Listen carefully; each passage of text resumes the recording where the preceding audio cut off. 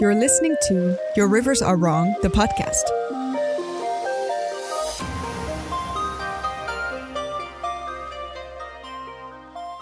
Good morning, or evening, or afternoon, whenever you may be. Welcome back to the Your Rivers Are Wrong podcast. My name is Dante, one of your co-hosts for today. And I'm the other co-host, and my name is Merle. And we're here to talk about the wonderful whimsies of world building, the arts and aesthetics of setting up a setting and telling stories born from it. Mm-hmm. Well said. We're here on the wake of episode 46, stepping into episode 47. And I gotta say, we've had a lot of really exciting episodes. Yeah. I've been editing together the last episodes, and 44 to 46 are just my favorite string of episodes. As in, we just really get into both of them, all of them. It's actually true, yeah. It's so exciting. 44, when I just recently edited that one, and that is hilarious as we devolve into flying animals and such. I don't want to spoil it, but that's definitely it's in the past by now, right? By the time you're listening this. I don't know if people have heard it yet. Who knows? You don't need chronological order to listen to our podcast. Yeah, one of the appeals of our podcast is that you can listen to them in any order you want. We're so flexible. Oh my gosh. It's any amazing. topic that you're interested in, you could just click it and have zero context going into it. Which is great. But okay, I get what you're saying here. This is like a high bar now. So we're upping the level. Every episode that we do kind of is now like more than usual. Because the last ones have been so great. Let's not put that pressure on ourselves. You know what? I'll be honest with you. I'll be honest with the audience here. Everyone listening at home, we will have some dud episodes. We will have we've had them. It's happened before. We've done a lot of episodes by now. I think in this season, we had an episode where we both woke up like 5 minutes before recording. Oh, yeah. And had to scramble to put ourselves together. As you do. Anyway, if you haven't listened to this podcast, again, we are recording this from opposite sides of the Atlantic Ocean. We're currently in a video call, sorting ourselves out and discussing our favorite topic, which is world building / storytelling, putting together the pieces that make a wonderful story and all the little nuances that nobody really talks about. But before we get into this, let's do a little quick update. Any life updates with you? Anything exciting happening in your neck of the woods? Ooh, nothing crazy, which is good because it's been pretty crazy and chaotic previously. Right. The fact that I'm back in like kind of average rhythm is a very good thing because I'm not usually good at that part of adulting. So that's great. I just said before we started recording, I started yoga again. I'm going to say it for the world so that I feel pressure to keep doing it. So you can ask me next week, and I hope that I've done more of it by then. Everyone, pressure. I'm welcoming email. Yes. yourriversarewrong@gmail.com. That's our email. Yes. And ask us, hey, is Marla doing her yoga? Just keep her accountable. Yeah. That's the only way I do it. So, I'm spreading it out. I'm spreading the knowledge so that people can blame me if I didn't do it. But I did like daily yoga in the past, so I feel like I'm back into a groove again. So that's awesome. So that's good awesome. Things, yeah. Okay. How about you? Well, last night I continued my weekly, apparently now it's weekly live stream of me picking a game to read, a tabletop RPG to read for the first time on stream and seeing what it's all about. And last night was Pathfinder 2nd edition. I finally took the opportunity to crack that book open and start reading it. And I have very specifically, intentionally not touched that book at all for the sole purpose of live streaming my reaction to its rules and stuff. I love that dedication. Yeah. It's not an if I read it. It was a when I read it. And yesterday was the when. And I felt like I had 30 teachers in the room around me in chat. As I was like, hey guys, what does this word mean? What do they mean by this word? And then chat would just fill up, just informing me of the knowledge of I feel like game. That's a very efficient way of doing it. This is a big book, right? This is like a player's handbook, kind of. Yeah. Yeah. It's 600 something pages. I wasn't ready for that. Oh my God. 600. You don't need all 600 to like play. I was going to say, like, when are you going to play the game if you have to read 600 pages? It's very comprehensive. Oh my God. Okay. Yeah. We got through chapter 1. Is there like a bunch of lore and stuff too, or is it really rules? I think so. I think there's lore like 400 pages in. You can just skip right to that and read. Ooh, cool. Anyway, we'll get to that. More importantly, on this weekend, I am going with my sister to Legoland. Do you know? Oh, that's fun. Wait. Caveat, of course, it's not for me. My cousin's kid is having a birthday there. They insist on going to Legoland and have invited the family out an hour and a half to go to Legoland. It is, in fact, a theme park, which is closed this time of year. And they're only going for the Legoland Hotel, which is a hotel themed around Legos. They're not like actually going to the entertainment part? They're just going to go to the hotel part? No, there's a How dinner does that work? where you have Lego themed food. I don't know what that means. Okay, honestly, that sounds great. I would go to Legoland just for Lego themed food. That's great. And then they're going to go to sleep in the Lego hotel, and we're invited.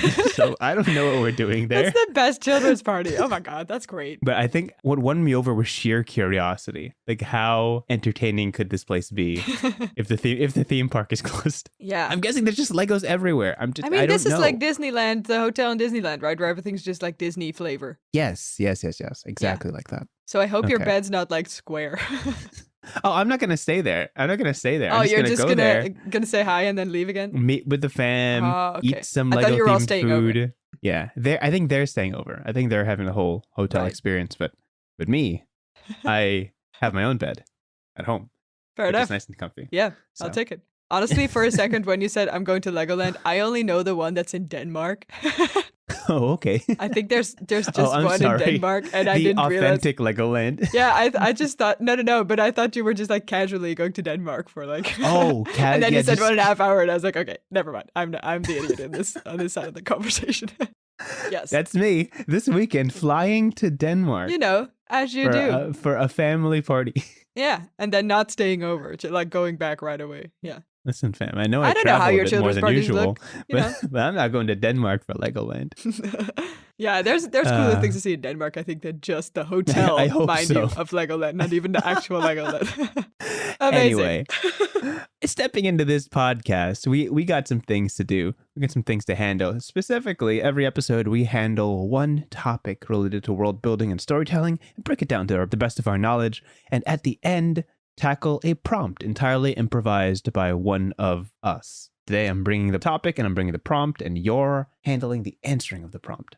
I think. Did we get that right? Yes. Did I get that right? Okay. You got it perfectly right. Stepping into the topic, and this will probably give away what the topic is. I need to ask you, what do you know about the Super Bowl? The Super Bowl? The Super Bowl. I know this is a term, and I think curious. It's something about sports. Okay, cool. And that's all I got. Can you remind the podcast what country you're from? I'm from the Netherlands. Okay, cool. Because I don't expect you to know anything about the Super Bowl. This is an explicitly American thing. I mean, I know this as a name or something. I feel like people have talked about this and I've never listened. I only know that the name exists and that it's a big thing. Yes. That's all I got. That's all you got. Cool. That's all you need. The one brain cell, dedicated to Super Bowl. This is it. The Super Bowl is this weekend. Not to say that I'm a football fan, because I'm not really. Oh, it's football. Okay, so I already didn't know that. Yeah, and not the worldwide football, not the football everybody else knows is football. Yeah, the American like rugby sort of football. Yes, the American rugby. Yes, exactly that. Right? Yeah. Okay. Not to be confused with the European football. This is the American rugby. Yes, football. Cool. Tomato. Yeah. That's this weekend. People are making a big deal out of it. People are starting their parties and stuff like that. And of course, that got me thinking about sports. Today, we're talking about sports. About sports? Wow. About sports. Our expertise, our area of expertise. Favorite topic. As great. Players of tabletop role-playing games. Yep. And writers of small stories. Our expertise. I love sports. Let's go. Anyone even remotely involved in sports or following sports is going to be facepalming this entire episode because I'm going to preface, I'm not an expert. I mean, we're nerds. What do you expect? Hey, nerds can like... I did yoga this morning. Is that enough? I'll take it, Is that a sport? Is yoga a sport? I don't know. It probably is. There probably is competitive yoga. Probably yoga people would be offended now. Or not. I don't know. If you believe that yoga is a sport, contact us at Your Rivers Are Wrong and correct us. We'll make it right in the next episode. Fantastic. I've only recently come to understand sports. Most recently, I gotta preface this, right? I gotta preface this. I right now, currently, I follow the NBA. The NBA is what does it stand for? National Basketball Association? I don't know. Sure, anyway, I wouldn't know anyway. It's basketball. I'm following basketball. Gotcha. In the last couple of years, I've learned a lot about the teams, a lot about the players. I follow the games. I don't watch the games because, I don't have any sports channels. I'm not that big of a sports person, but I do watch the highlights online, and I try to follow the playoffs best I can. What does that mean? You don't have, you can't like access it because you have to pay like... Yeah, it's like cable and something. Yeah, I get it. I don't really watch TV, period. So. Nah, fair. So during the playoffs, I'll throw it on because my family loves basketball. Like my uncle loves basketball, my dad loves basketball, and my cousins do as well. Yeah. So I've come to learn the teams, and it's fun to watch, and I get it, and I totally get the game. Just I don't play basketball. I guess I got a 30-second rewind step to the side. Yeah. My only experience in basketball was when I was a wee teen, right, playing in the courts of someone's backyard. They passed me the ball. They passed me the rock, as they say. Pass the rock. Is that what they say? That's so cool. Yeah, the rock. This is how uneducated I am. Look at us nerds. It's called a rock. Whoa. Sometimes cool kids call it the rock. I got tossed a basketball, hit me in the face, and broke my glasses. And I never played basketball again. Oh, no. So that's my backstory on basketball. You have even like a good like origin story for this. I just don't care enough. You have like no, that's fine. a whole like wounds and stuff and trauma. So with big news in the NBA for people who follow, Kyrie going to the Mavs is ridiculous. But with big moves in the NBA, with the Super Bowl this weekend, sports is in the air here in the US of A. Is Holland big on sports? Do they have like a big sport? Oh, we got some specifics that we're really good at. We're great at ice skating. We always win with ice skating. Okay, that's and good. What else? I mean, football's big, or like soccer. I don't know any version. Like the sort of European football is very big here, but I don't really care enough about it. I think there was like a World Championships like recently, and I forgot. And then there was like flags everywhere. I was like, "What's going on?" It's football. There certainly was. Yeah, so that's my engagement. That with was sport. indeed big news. Yeah. Okay. I feel like I'm blanking so hard on what else we're good at, but I mean, we have like specifics that we're great at because we're just like a cold ice country. So the Winter Olympics is like your jam. Yeah. Which was literally like mostly. last year. Honestly, it's basically just skating. We're just good at skating. Okay. That's our jam. Okay. You heard it here first. Football's very big in terms of like everybody's watching it. I mean, my mom's really big on tennis, so I got a bunch of tennis. Well, I mean, I don't want to say genes, but like osmosis, like I'm sort of partially interested in tennis because my mom is super interested in it. Got it. But I think that's about it. Yeah. Okay. It's a variety of things, I guess. Yeah. I feel like there's not one like giant, except for football. I think there's not one giant. I feel like basketball, for instance, is super big there, right? Super big in the US. Yes. Yeah. And we don't have that at all. And I don't think we have, except for football, we don't really have another sport that's like as big as basketball is in the US. You guys have like the Euro League, which is basketball as well. Oh, I didn't. And I feel like your country's just naturally tall, so you guys definitely have. I think we're the tallest people in the world. Yeah, I keep forgetting, and then everyone around me is shorter, and I'm like, wait, oh yeah, right, that's the thing. We're the exception. Yeah. Yeah. As somebody who's been, if you guys are not involved in basketball, it is a supreme waste of cheese. I mean, it is kind of, I guess, because basketball's not really big here. I mean, not that I know of, at least, with my humble knowledge of sports. Yeah. Anyway, did you grow up playing any sports? We can talk about that real quick. I did some dance. I did some tennis. Nice. And then what happened? I'm not sure. Happened? Well, I mean, I still dance, but it's always in the context of musical theater, right? So dancing was always just around, but I didn't specifically pursue it. Yeah. Okay. Anything else? Okay. Nah, not hardcore enough about it. I didn't play any like sports teams, but I loved volleyball growing up. Volleyball's fun though. We very specifically had a volleyball gym, which is the gym period, but only volleyball. Oh, that's cool. It was wonderful. It was so good.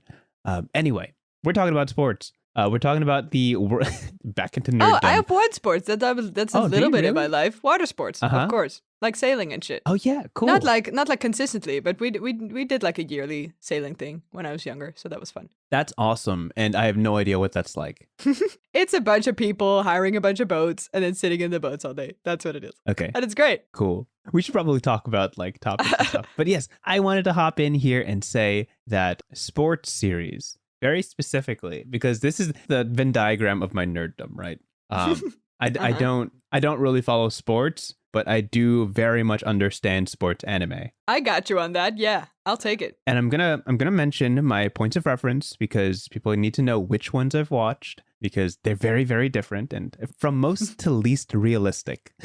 Okay. The first is Haikyuu. Haikyuu is it's pretty darn well grounded. I've watched a bunch of that. It's great. Haikyuu has got to be one of my top 5 manga/anime. I've read the whole thing. Haven't watched the anime all the way, but the anime did great justice. First couple seasons. It was so fun. I grew up on iShield 21, iShield Nijuichi, which is a football anime, American football anime.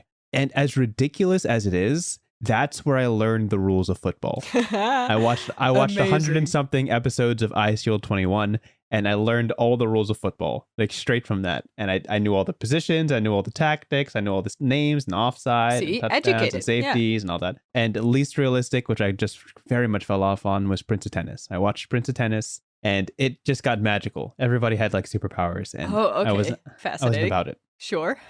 But I've also watched like Megalobox. I've read Area no Kishi. There's a bunch of sports anime that I have dabbled into and gotten variable degrees of reading into it. And I wanted to talk about like what kind of stories are facilitated by sports. I think that's what I'm going for here. So sure. To jump into it, I want to first speak on genre because a lot of these fall into the same bucket of genre, which is slice of life, which is adolescence growing up. It's like high school stories.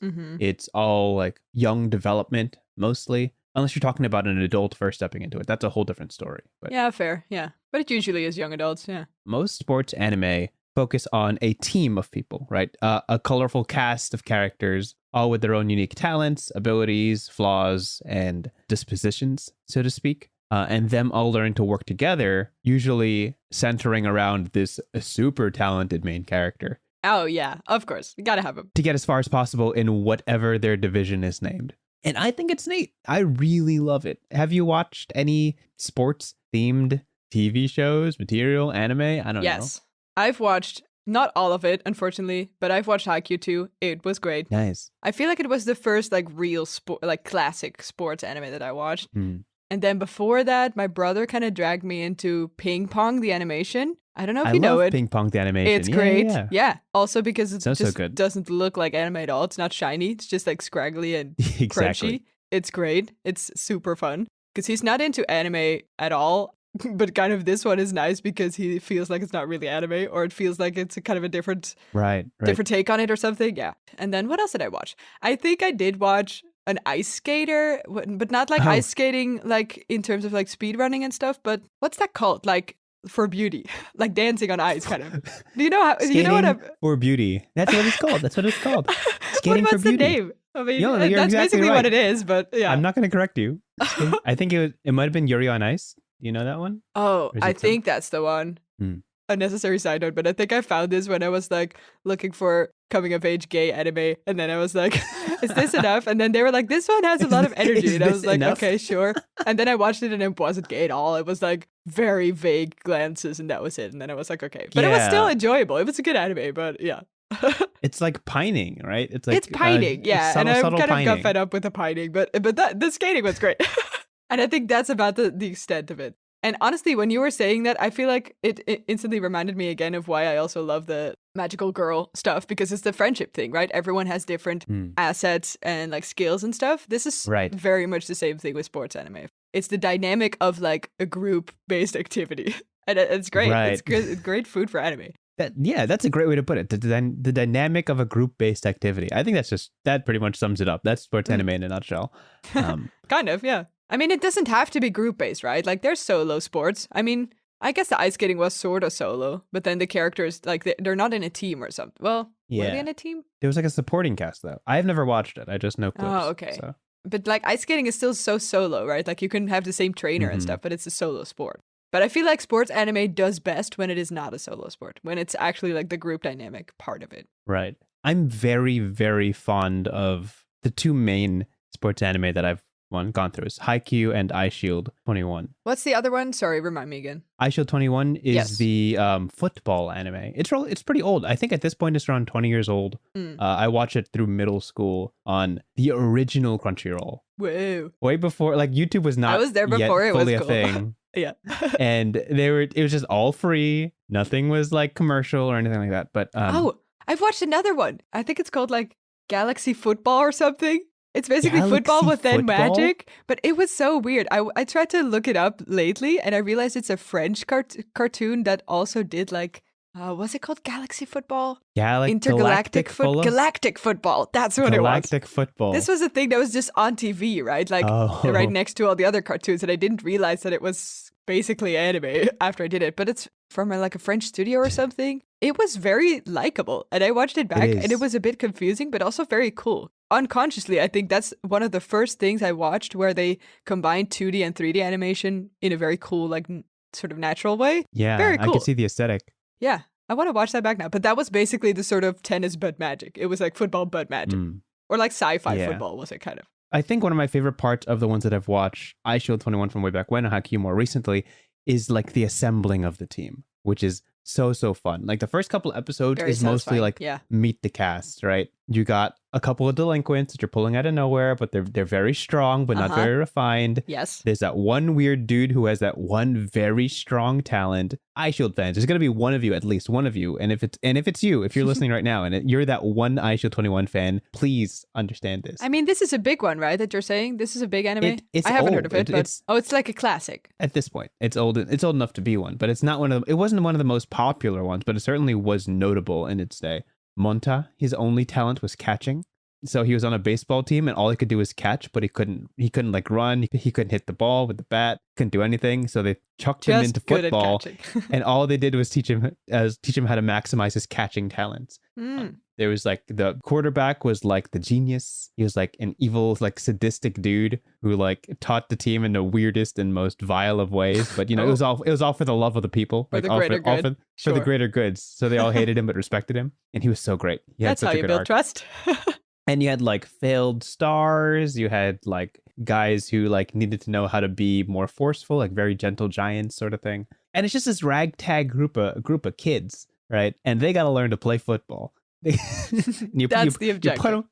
You put them all together, and everybody looks at them and is like, "Hey, these guys are only good at one thing each. They don't actually know the rules of this game." And eventually, they all like have they level up arcs, the where they train and go through adversity, and when they score for the first time and beat a big team or rival, and everybody's like leveling up, and you get to know the other teams. Now I'm just ranting. You get to know the other teams, and they have stories, and they have colorful casts, and you see recurring characters, and suddenly they have side arcs that you can enjoy, where the main characters aren't even in the screen. Yeah. Oh my gosh. It can be so complex if you want it.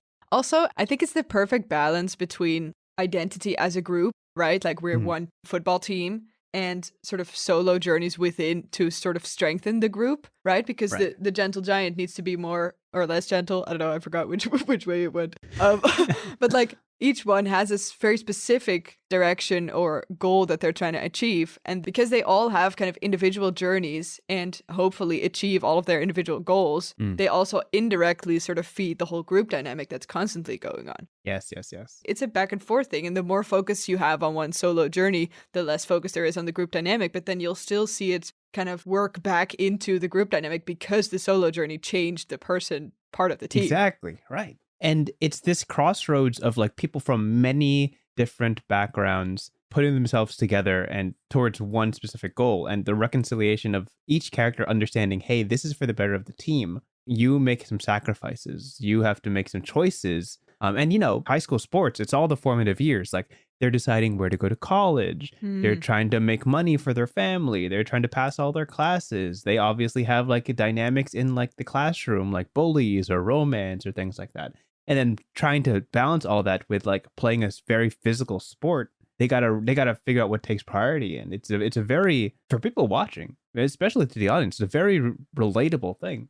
On that specific note, I actually wanted to bring up an anime that I watched only the 2/3 of the first season. It's called Run with the Wind. And that sounds cool. Is an anime about cross-country running. So they just like run. Long distance running. Yeah, kind of. Long distance running. The longest distance running, in fact. Like it's not a race. It's just running, right? Okay. There is a point where like they have to run faster, but like, you know, it's just endurance. The whole concept is endurance. Is this like organized sports culture kind of? Okay. So like people are running around a track, multiple laps. and there's like a tag team effort where you got to pass the baton and they got to move. So here everybody's asking first episode, how could you possibly have an anime about running? There's only one thing they do and they run. There's no ball, there's no points. What is this anime about? And I was so intrigued that I watched 7 episodes of it. Oh, nice. They did something right. And best believe, by episode 3, I was invested. I was like, these are true to life people. They're all like stepping into, I think this is college cross country. They're stepping into like careers. Like they're thinking about their majors. They're being like, how much time do I really have to focus on a varsity team? Like, is running really my goal? And so some people are just trying to keep the lights on at home. And it's just like the actual student experience of either being a loner or being a party person or like being strictly focused on sports and understanding your background in that. And reconciling all of that for ? Running. What I'm trying to get to is that in this specific anime, sports is not the focus. It is the catalyst. It's the foundation upon which everybody is brought into the same room to tackle the same thing. And it's an excuse for the characters to know each other, to like become friends and bond and understand each other's backstories and truly like invest in each other. Yeah, you have a shared interest kind of. Yeah. And running is just a thing on the whiteboard, right? And I know there's some sports anime that are very hyper focused into learning the sport and being good at the sport. But this was such an interesting departure because as much as they were teaching you about the culture of like running and like the sports aspect of it, it was the introspection of the characters that truly kept you watching. It's like, I want to see how this guy resolves this problem in his life. There was a whole episode about a guy who was going to quit the team because he had to go to job fairs and do interviews and like he was getting into like the business school and he's like, this is a hobby. I need to be an adult. I need to grow up and be an adult. I can't be here. So I'm quitting. And basically they were all in this club because they all needed a place to dorm. Like this club basically paid for their boarding. Oh, so okay. If you were in this running club, you didn't have to pay for board. And that's the only reason he was there, but he had to quit because of school. And it's just like this whole thing where it's like, what do you value? What is important to you? What is important right now in the present, and how will that benefit you later on in life? And it's just like, when I watched this, I was like was I in my last few years of college? No, I think I was just barely out, like looking around for jobs. And I was just like, this is way too close to home for an anime about running. You gotta slow your roll. I wasn't ready for this. Too authentic. But yeah, I think as opposed to other episodes where the topic kind of shapes the story, this anime in particular just felt like framework. It's like, here, this is the reason you're on the, like, it didn't have to be about running. This anime could have been about anything. It could have been about woodwork or carpentry or like learning how to do pottery. Like the topic didn't matter. It was getting everybody into the same room that these very different people could interact and share their worldviews. And it was like a melting pot of like different perspectives. And what sports anime does really well is that because these people are so different, the audience always has at least one person to latch onto that they find they can relate to the closest. Yeah. It's not usually the main character, to be honest, because the main character is usually supremely talented and doesn't yet realize it. And he kind of slowly grows into this role that they can carry the show, so to speak. But the side characters are often where they get to pluck little details that are like, hey, do you relate to this? Hey, are you a loner? Or are you somebody who doesn't know how to express themselves? Or are you I think the side characters in general are just more characterized because they only have to have a few things to relate to, because literally they don't have enough time or, people to develop them fully. Of course. They can just focus on, oh, this one is a loner or this one loves, I don't know, food. But I think that also means that if you love food, then because this is the main trait of this character, right? It's instantly very, very likable instead of sort of generic likable that the main character usually is. They're more often also a blank slate, I think, or a bit less outspoken than specific side characters. And also on the point of the sports being the framework for the rest of it, I think that's super true. Depending on the anime, right? Or depending on the work, but it doesn't even matter what you're doing. But because it's such a good reason to literally get a band together, right? Have a group of people be around each other all the time, like have a bunch of characters interacting. It's become a whole genre. And it's great because it's a great genre. Yeah. And honestly, what I also like about this, you called it earlier slice of life, right? Which I think is very true. And I think it's great because I think it's so lovely and humble in the most exciting way. That sports anime is quote unquote just about sports. It's not magical. Well, usually it's not magical. It's not like changing the world forever. It's just some people that play volleyball, right? But then because we get so invested in it, because we love the characters, because we care about how the team is doing, this becomes as important as the world. This becomes the main focus of the anime. Let's stick to anime for now. That's really awesome. And that's also in general why I love slice of life, because you sort of heighten the usual life or sort of quote unquote mundane topics to something that we should care about. And that's also how life works. Guess what? Not everyone is a world changer. Most people don't. And that's okay. Put that on the wall. Put that on the wall. Not everyone is a world changer, and that's okay. I love that. Because honestly, there's a lot of pressure. We talk about fantasy all the time. Right. Most fantasy is pretty crazily epic, right? Right. There's a bunch of things dying, the world's ending, or not, it's just starting. I don't know, there's like one thing that changes everything. If you don't find it, you're doomed forever. Kill the dragon that kills a bunch of people. You know, that's heavy stuff. Sometimes I just want to watch a bunch of people playing volleyball and caring about it. And that's it. Because if you focus on the world at large as the problem or as the framework, as you said it, that also means that your bubble of people or your stakes instantly have to be, if I think about this in a storytelling sort of writer kind of way, right? Because if the bubble is as big as the literal world that you're on, all the stakes you're going to insert in that have to be really big, because otherwise it's not going to feel important enough. Because your framework is so large, you need to have large stakes, which means that fantasy or similar genres, sci-fi a lot of the times too, is ridiculously epic. And that's very cool. But very often it's much easier and equally interesting, as we've seen in sports anime and slice of life and stuff, to make your bubble, to make your framework very small, because then you can be detailed about stuff. You can be nitpicky and have equal stakes kind of in terms of how much we care for them. But then because the stakes are just in comparison to the sort of epic world-shattering stakes of my fantasy novel next door, those can feel equally important, but then you just talk about regular people instead of magic, fantasy, heroic gods. Right. Very often I find even more relatability in that because I don't have to dig through the epicness of it. The dungeons and politics and all that. Yeah, which is interesting too, because, you know, it's also escapism, right? Slice of life is less escapism than fantasy because it's not as different from usual life. In the example that you just said, the running anime where you were like, wait, this guy needs to suddenly have a job now? Well, that's so relatable. I don't like it.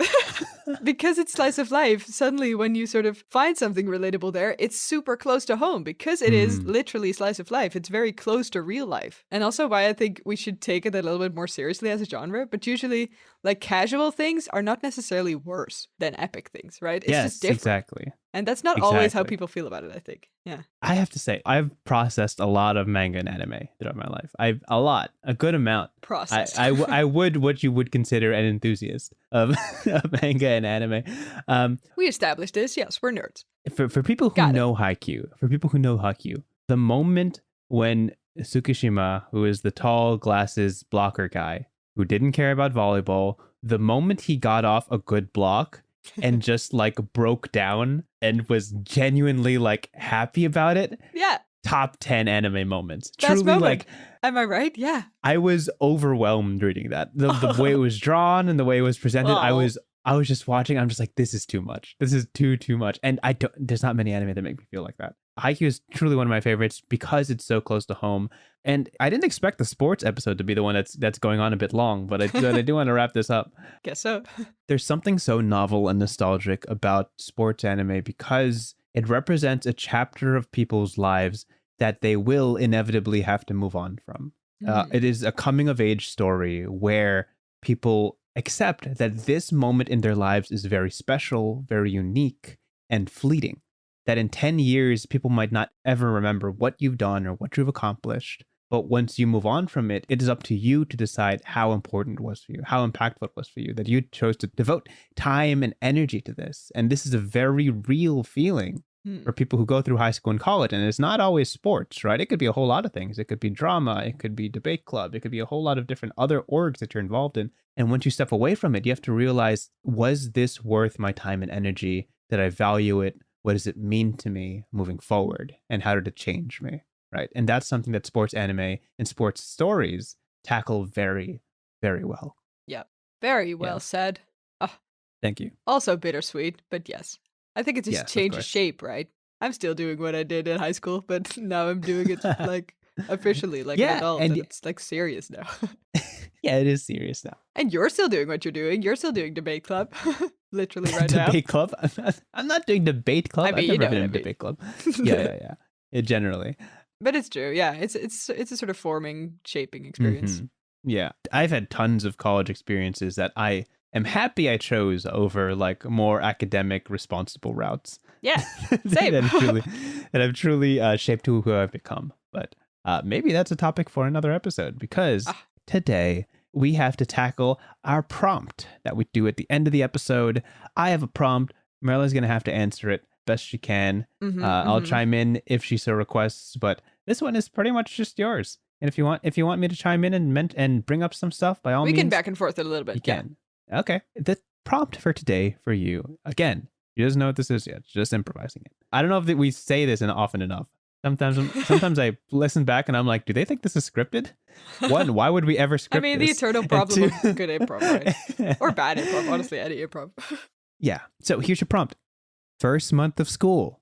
Main character walks into an auditorium to try out for a team. And they're all going to realize what their very unique talent is. You mean they, as in the people in school, are going to realize the talent of the main character? Yes. Is what you're saying, right? Yes. Okay. Yes. So here you're deciding the sport, real or made up. And this main character's walking in first month of school and about to show everybody what they've got. Set the scene. Oof. Okay. Ooh, my mind is going in multiple directions here. Let me think. I don't know if this counts, but I think it's fun. So we're going to go for it. There's no point system. Does this count? What do you mean? I mean, does this count as a sport is what I mean. Okay. I think so. I think they would be offended if I say it's not a sport. Just like dancing is a sport. Okay. Here we go. Our main character is only, what did you say? Like this is the first month of school, right? Like the very beginning. This is the first time they're ever going to talk about like extracurriculars, sports, any sports teams, anything related. Yep. They are how old are you when it's like first, it's like 12, 13? What's the first week of high school? That's kind of 12, right? For us, it's 14. I don't know about 14, you guys. Sure. I mean, for us, I think it's 12, but it's fine. Young girl. She's super excited, but also very jittery. Like she's so excited to make friends that she's really nervous about it. But she's heard about the sort of extracurricular market. Is that how you say it? Probably not, because you're laughing. It's just a very professional way of saying. Oh, sure. Like, okay. Like choices. She's going to the auditorium. She's heard about this. She knows that this is the place to be. Let's give her a name. Let's give her Maya. She's called Maya. Maya knows there's a great chance of making the most friends if you join an extracurricular activity, such as sports or, a hobby club. So she's so ready. She's so ready to tackle this opportunity to stay in the sports vernacular here. And the one thing she's scared about is that she's going to make a fool of herself. She has had experiences in the past because she's just a little bit clumsy. She's so excited. She's so ready. She's so lovely and warm as a person, but she's just really clumsy. She sort of bumps her head all the time. She falls off stairs. It's very unpractical. Yeah. She's become very good at like falling at this point. It's not the most ideal thing to have as a trait for a sports team, perhaps. Or as a person. Okay, so she's gonna see all this beautiful stalls and people are being super excited, right? Everyone's shouting at her, whatever their team is. I've seen this in American movies. This is how it goes, right?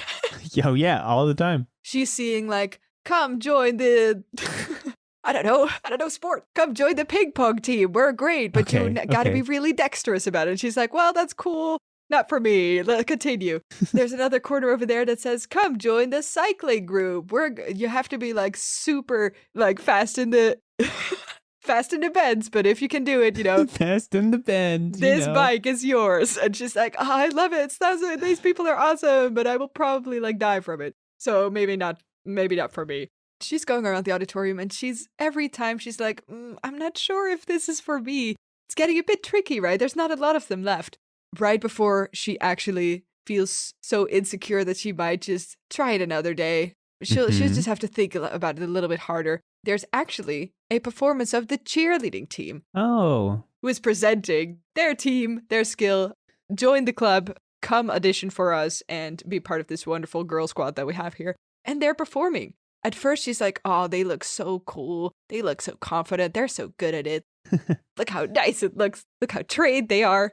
And then at first, she's like, okay, this is my favorite one of the entire place, right? Because they're just so cool about it. But she's not really sure if it's for her. And then, right before she's like, I think I'll just pass on the cheerleading, she sees that they're doing a large stunt where one of them falls from a very far height and perfectly falls into a group of people. And she's like, wait, this is actually perfect. I can fall. I'm good at falling. I belong here.